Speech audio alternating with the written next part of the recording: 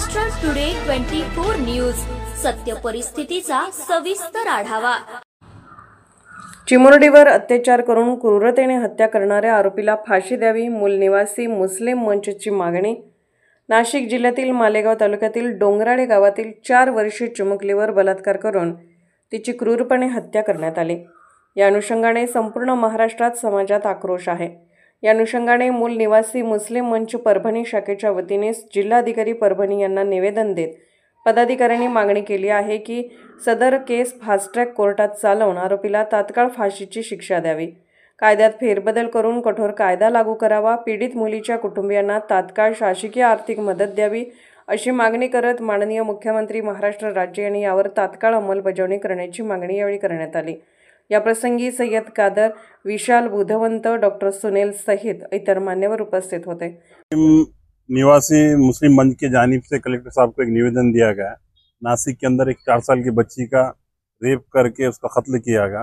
हमारा कलेक्टर साहब के माध्यम से गृह मंत्री से ये मांग है, कुछ दिनों के बाद से जो अरब देश के अंदर जो कानून बनाया हुआ है कि जो कोई आदमी बलात्कार करता है उसको एक फास्ट ट्रैक पे 2 से 4 दिन के अंदर उसका निर्णय आता है और भरे बाजार में लाके उसका कत्लेआम किया जाता है। मैं भारत सरकार से मेरी डिमांड है, कुछ दिनों के वास्ते ये कानून हमारे हिंदुस्तान के अंदर अगर चलाया जाएगा तो बलात्कार का प्रमाण 100% इंशाल्लाह कम होगा। मालेगाव इथे 4 वर्षाच्या बालिकेवर अतिशय अमानुषपणे बलात्कार करून तिची जी हत्या करण्यात आली त्या निषेधार्थ आम्ही मूल निवासी मुस्लिम मंच आणि परभणी शहरातील सर्व पक्षीय सर्व जाती धर्माची माणसं, आमच्यासोबत आता भंतेजी सुद्धा होते, अतुल सरोदे, आमचे कादरबाई मिठू, आम्ही सगळेच म्हणजे हिंदू मुस्लिम आम्ही सगळे मिळून इथे निवेदन द्यायला आलो होतो।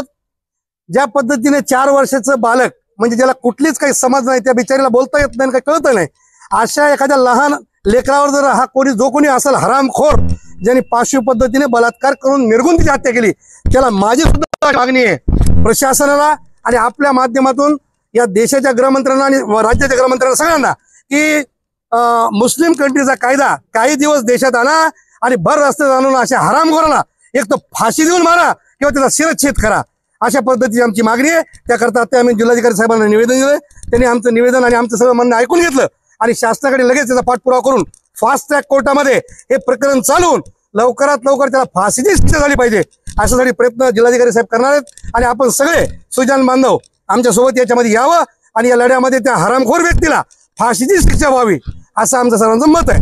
महाराष्ट्र टुडे मराठीसाठी ब्युरो रिपोर्ट, मेहबूब शेख, परभणी।